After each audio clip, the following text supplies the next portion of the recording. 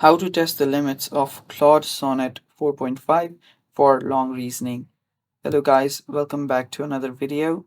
In today's video, I'm gonna show you guys how you guys can test Claude Sonnet's long reasoning. So before we begin, if you guys are new to our channel, head down below and hit the subscribe button so you don't miss out on our future videos.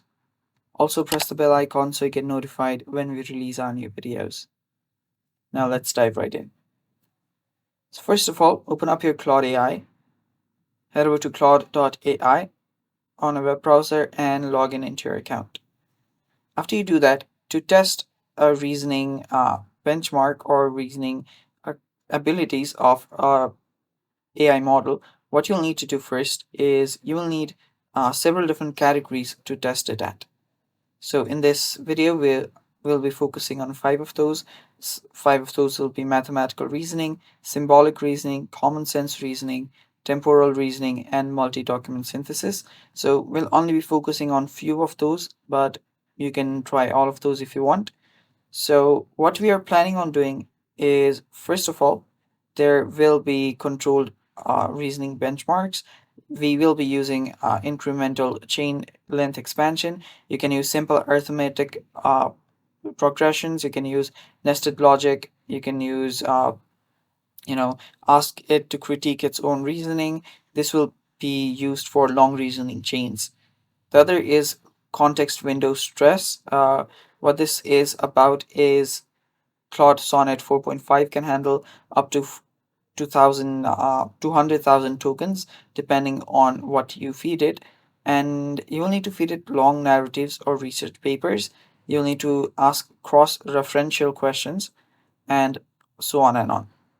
Now, there are other options such as cross modal comparison. You can run the same reasoning prompts across other um, agents as well. You can do it in other models as well, and finally compare them. Now, in this video, we'll be asking it a simple question. The simple question will involve your arithmetic plus your incremental chain and your, you know, critiquing itself and everything. So when you ask it questions like this, it should go on and on about its solution. It should start questioning itself. It should start questioning its own work, and it should reflect on it as well. So it'll start doing that, and depending on the answer, depending on how accurate and how long it can hold up against its own answer, that is what matters here, and that is more of a long reasoning related stuff that we are trying to do. So you can actually verify all of these answers yourself by reading it. So this is the prompt that we used. You will need to use your reasoning assistant, solve the following multi-step problem carefully, show every step of your reasoning, and after giving your answer, reanalyze your own questioning for potential flaws or inconsistency and correct them if you found. So this will be the main prompt for this, and after that you can write give it any question that you want. So yeah, this will now give me a complete analysis of of its answer, including its own reasoning interpretations and everything. So you can do this quite a few times until you reach the limits of Sonnet 4.5.